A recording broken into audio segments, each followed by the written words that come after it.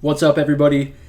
It's Pikel with League of Items, and in this video we're going to talk about the LEC and LCS playoffs. We have three matchups. We have Fnatic against G2, we have Cloud9 against Golden Guardians, and we have Evil Geniuses against FlyQuest.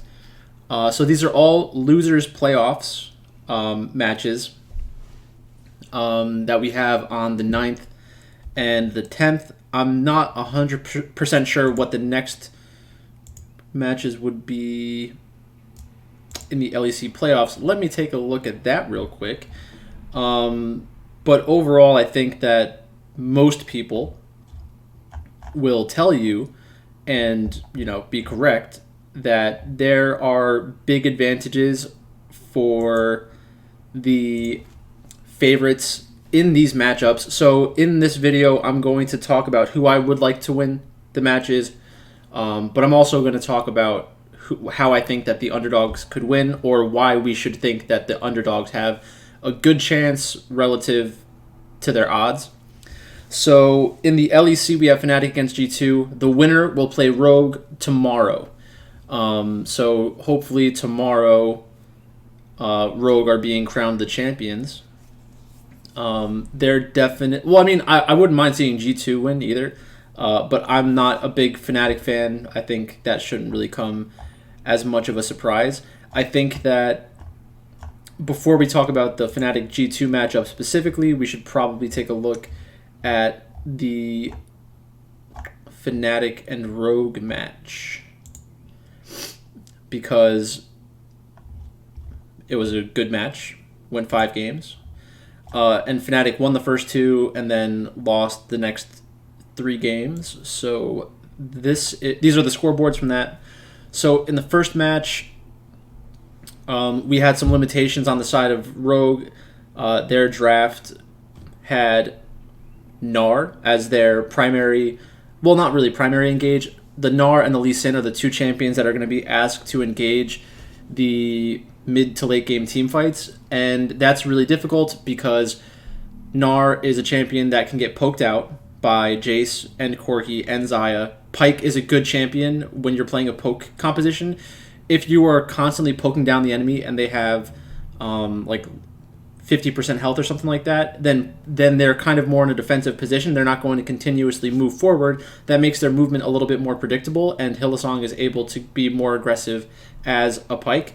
Like, I understand that it was close and it was 16-15, and yes, the game was close in general, but I'm just talking about the way that they kind of drafted themselves into a corner from that perspective. Also, Corki and Jace are okay against Jinx. Obviously, Jinx can still blow them up in late game team fights, but the long range of both of those champions makes it much difficult for Jinx to feel comfortable in those team fights, because she always has to watch out for the long range poke, but also Pyke looking for hooks, and like the number of Xayah feathers out there. So all of that can be pretty difficult to track at one time. But I do prefer them having Jinx to not having Jinx. My only problem is that they have Gnar, which is conditional engage. Lee Sin as well. It's not conditional engage in the same sense, but you need to have an angle and kind of catch the enemy off guard most of the time to get a very good engage off with Lee Sin. In game 2, again, we have the Jarvan this time, so it's not as bad that they're depending on Gnar to be a conditional engage option. This game, they just kind of got outplayed. I wouldn't really blame this one on the draft as much. I remember watching during this game, the bot lane went very bad for them specifically. Then this is when the reverse sweep started. So Rogue won the next 3 matches, and they did it all from the Aphelios side of the Jinx Aphelios matchup. I prefer the Jinx side of the Jinx Aphelios matchup. I am not going to change my opinion on that. I think that the Jinx is the more consistent side, but in order to win on the Aphelios side, you need to be playing an aggressive play style, which Comp is able to do.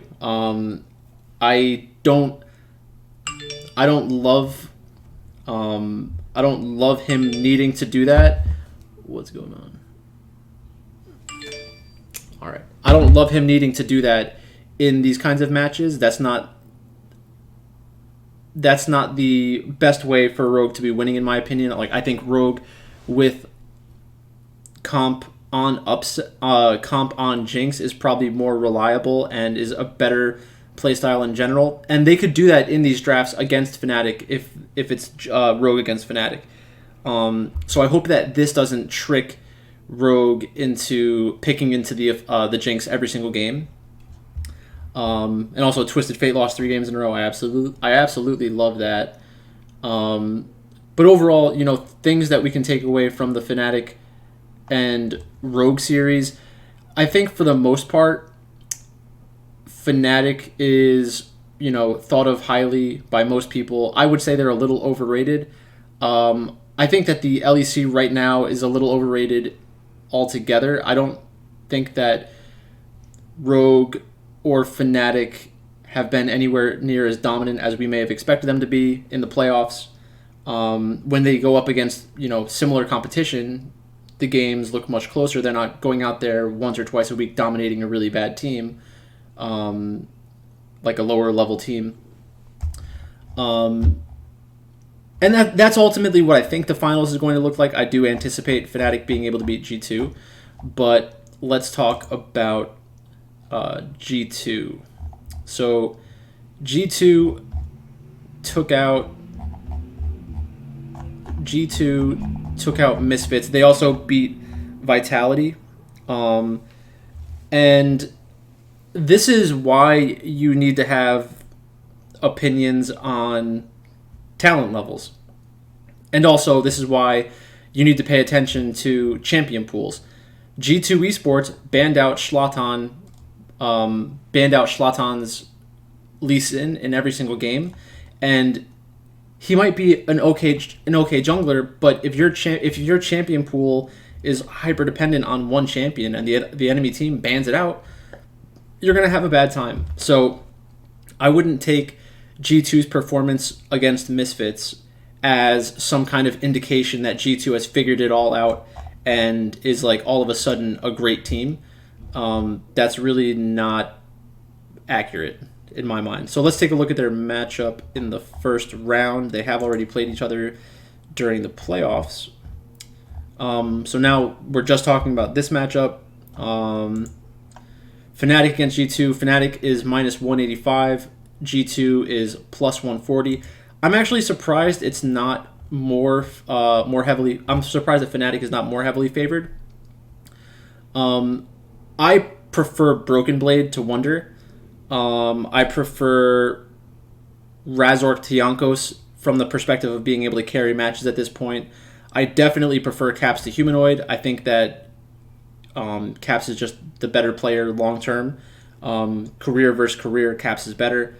And I genuinely think talent versus talent at every point, Caps is better than Humanoid. Humanoid is just not a. He's not viewed correctly by a majority of the League of Legends scene, in my mind. And then we have Upset and Hillsong against Flockit and Targamas, and I do think that the Fnatic side is better, for sure. The one thing I did mention about Fnatic, which gave me a little bit of concern, was that they were opting into like the utility side, the lethality side. So if you take a look at the champions that they're playing in these matchups, they both have different types of build paths than like Jinx and Aphelios. Jinx and Aphelios are hard carry champions. They are going to be able to carry team fights in a way that Zeri and Xayah have less of a chance to do. Like, yes, Zeri is a very strong champion. When the enemy team is like very squishy, if there are a lot of tanks involved in a team composition, it's going to be more difficult for Zeri because her itemization isn't great against tanks. But people don't really draft in that way as much.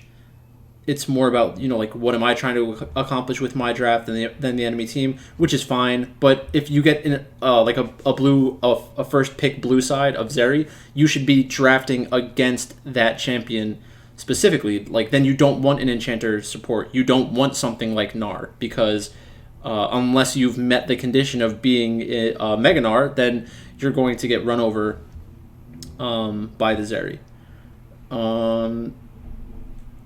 So in this matchup, G2 was able to win when they got the Aphelios against the Xayah.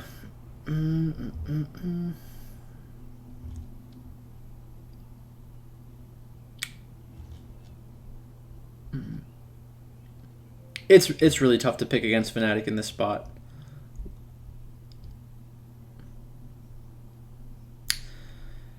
So I'll just kind of give the argument for G2 and then we'll move on to the LCS. So if I'm a G2 supporter, the way that I could see G2 winning this matchup is that Fnatic takes their experience from the first round and continues to draft either Lethality, 80 carries, or Zeri, allowing G2 to play more of the Aphelios Jinx side of these matchups. If that happens, that's very good for G2. If G2 is able to win the top half of the map very hard in the early part of or just in the draft in general, then that's going to put them a long way towards winning this matchup because you kind of want to have a stronger top half of the map against Fnatic so that you can attack their bot lane. If Fnatic is picking the lethality side of things and also has a weaker top side, then it's going to be very difficult for Xayah to kind of deal enough damage to compensate for the weaker portion of their team. So that's really the second thing. And then you have to kind of hope that that Jankos is able to get in good enough jungle matchups. I think Broken Blade against Wonder, the drafts are going to be pretty straightforward. I would prefer if Broken Blade was continuously asked to win the matchup very hard and given extra draft resources. Might not happen. Jankos will be fine, but he'll be fine in the sense that he won't be feeding, but his champion pool is kind of a concern at this point. He's not a hard carry jungler at this point in his career. Could he do it for a game? Potentially. Would I want him to be asked to do that in the semifinals? Definitely not. So that's really it. I think ultimately we will see the Fnatic versus Rogue rematch in the finals, and I think that Rogue would beat Fnatic pretty convincingly, but I'm curious to see what that the line would be, because the fact that Rogue reverse swept Fnatic,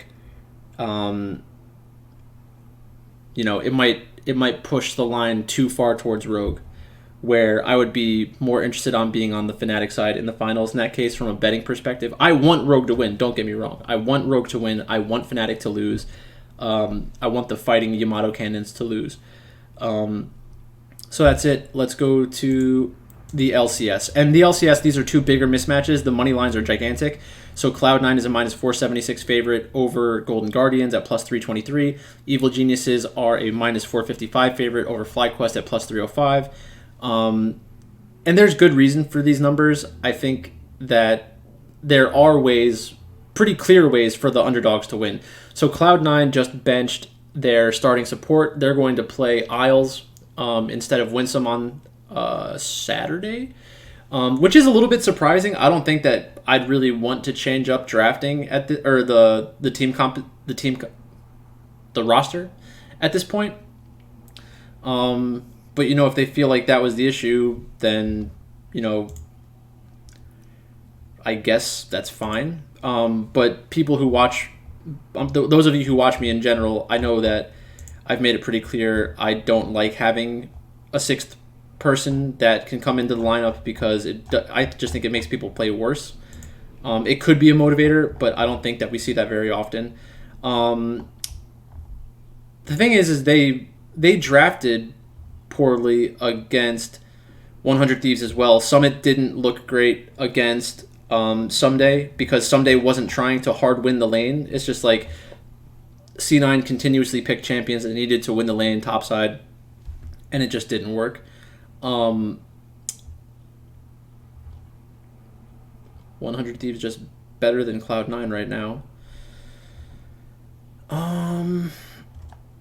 So it's really more about their matchup with Golden Guardians. And the thing to remember about Golden Guardians is that they are a very good early game team. That's where they kind of create some of their advantages is through the draft and then playing aggressively. So it's going to really be up to Pride Stalker to play to get drafts that give him an advantage over Blabber, and then he can use that tempo in the early game to carve out a slight edge, and then they have to kind of hope that it's enough to keep them slightly ahead from a gold perspective, so that when they're fighting against Cloud9 in like the third, fourth, fifth dragon fights or a Baron or something like that at the 25 to 35 minute mark, that they're not going to have to play perfectly.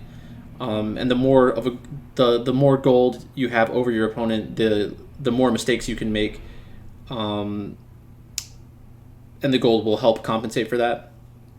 You just don't have to play as well. So specifically lane by lane, Licorice against Summit, I think that Licorice is definitely good enough to do most of what Someday did. So they're going to be asked, meaning Licorice, they're going to be asked to play the tank side of a lot of these matchups. The question for Cloud9 really is, are they going to still pick Renekton? Are they still going to pick Tryndamere? Are they going to play champions that Summit needs to win very hard during the laning phase? He definitely can do that against Licorice. Licorice is not as talented as Someday.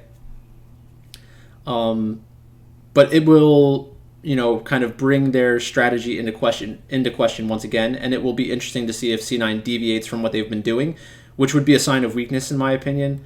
They should kind of just double down against a team that is not as strong as them in Golden Guardians. And also, the fact that both of these teams are more aggressive in the early game, it should be a pretty bloody matchup, unless Golden Guardians loses early skirmishes and then refuses to fight until a future point in the game where they feel like they can kind of coin flip a team fight to decide the game. Pride Stalker against Blabber. Blabber's definitely the better player. Pride Stalker has outperformed my expectations for him this split, and he is a good early game jungler. The problem with early game junglers is that when you go up against an early game jungler who is better than you, almost all of your advantage is gone in most games. So I think even if Golden Guardians does opt into that early game, into an early game jungler that they're trying to let Pride Stalker carry, it's just most likely not going to work against Blabber. But again, it does increase the volatility of the matchup because everyone remembers Crab9 and Blabber kind of dying a ton around Rift Scuttlers last year. So that could theoretically happen here where Cloud9 feels like they don't want to play as aggressive because that's really the only time that Golden Guardians could beat them. But I'm not sure what that would do to the rest of their draft, and it kind of plays in the Golden Guardians' hands. So that would be pretty concerning for me. I do think that Golden Guardians will win one game at least. Probably one game. One game is correct. I'd be pretty surprised if they won 2 games. Ablaze Olive against Fudge. That's a pretty even matchup. I think that Ablaze Olive has a very interesting champion pool. He can play everything that's in the meta, and I would expect Golden Guardians to have the willingness to play some off-meta stuff to try to catch Cloud9 off guard. And then Lost in Ale against Berserker and Isles now. That I'm not as sure it's as lopsided as people think. Berserker is definitely the best player out of all 4 of them, but like I said, Ale's hyper aggressive, Pride Stalker's hyper aggressive, and Lost is good enough to play late game carry champions. That's really kind of when he's at his peak. But So it'll be interesting. I still do think that Cloud9 will make it out of this matchup, but if you told me that Cloud9 used similar drafts to the ones that they had against 100 Thieves, and then Golden Guardians played for an even earlier game, Cloud9 refused to not fight and lost some of these early game team fights, got snowballed against, it wouldn't be shocking. It wouldn't be shocking to happen in 1 or 2 games, but it would be shocking if it happened in 3 games. So a lot of it's going to come down to draft, and it's up to Cloud9 to determine whether or not they're comfortable playing an aggressive play style against an aggressive team. So it's a tough kind of thing to work through. I think Cloud9 will continue to be aggressive, and that might really trick people into thinking, oh, Cloud9, got destroyed by 100 Thieves. Then they bounced back against Golden Guardians. They completely demolished them. They had like 20 kills in every game. And then in the following match, Cloud9 will probably get put in their place, which is out of playoffs. So that's that. Evil Geniuses against FlyQuest is a little bit concerning for me. I am clearly an Evil Geniuses fan. I don't pretend like I'm not. I understand that it makes me biased in this way. But specifically just thinking about their last match against Team Liquid, this is the kind of level that we expected to see from Evil Geniuses throughout the year, but they were unable to sustain this level outside of lock-in. So they have beaten FlyQuest twice so far this year. So that is kind of enough in my mind to be like, yes, they're just better than FlyQuest from a talent perspective, and that will be enough. I think it will be enough, but at the same time, I am concerned because of their drafting. I think the Game 5 draft specifically was a big mistake, theoretically. Like, why would you play Nidalee Renekton? It's not even worth talking about at this point. Like, it's just kind of insane. Like, yes, you have an advantage in the early portion of the game. If you do not create a large advantage, the other team has a very easy way to play out the rest of the game. Like, I don't know where the disconnect is with some of these teams, and no one really has given a full explanation for why they attempted to do that. I haven't checked to watch if there was an Evil Geniuses video put out where they kind of explained it. I should probably do that before making that criticism, but maybe I'll look that up after I make this video. I think that hopefully they learn their lesson, but drafting has been a pretty big concern for me for the entire split. And if we look at their first game, they didn't have enough engage. Gnar is not a good primary or secondary engage, in my opinion. If you're going to have Gnar, I'd really prefer if you had your primary engage from support or jungle, and then your secondary engage from support, jungle, or mid. Or have a utility AD carry that has reliable ways to start fights, like something like an Ashe. But they're just not going to do it. They're just not going to do that. So hopefully we don't see much Gnar from Team Liquid. The matchup against FlyQuest specifically, there aren't any huge talent things from a player perspective. I think that Impact is definitely still better than Kumo. Inspired is definitely better than Jose Diodo. Jojo Pyun is better than Takui, and then Johnson and Avramu against Danny and Vulcan. Every single player on Evil Geniuses is better. The problem is that they don't draft well, and that is very sad. This reminds me of BLG from last year or World Elite from last year, where they just make very questionable drafting choices and put too much pressure on their players, in the sense that you need to play basically a perfect game of League of Legends in order to have a chance to win. So that's basically it for this video. I guess, just going through it again.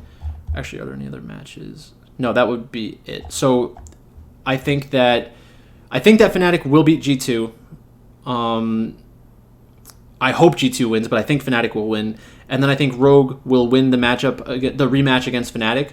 But I wouldn't be shocked if Rogue is overrated going into that match. In the sense from like the sportsbook's perspective, because I could see people thinking, oh, Rogue figured out Fnatic. They reverse swept them. It's not going to be that simple. When they get into the finals, they'll have to make sure they continuously draft well and play the early games intelligently and don't draft yourselves into a corner. Like that's really what Rogue needs to do. If anything, Fnatic might have the advantage by being able to go and be more self-critical about games 3 through 5. I think it could happen where Rogue is kind of like, we kind of did figure them out. Let them play Twisted Fate and then attack the Jinx. Like, I just don't think Fnatic's going to opt into that again. Then in the LCS, we have Cloud9 up against Golden Guardians. I do think Cloud9 will win. I don't expect Golden Guardians to win more than one game.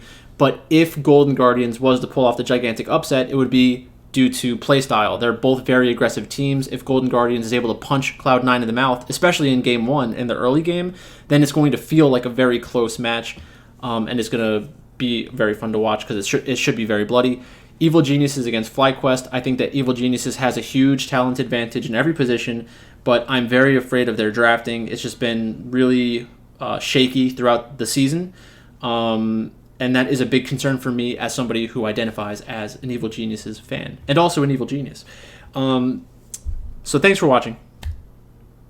Please like, comment, subscribe, etc. And I'll talk to you later.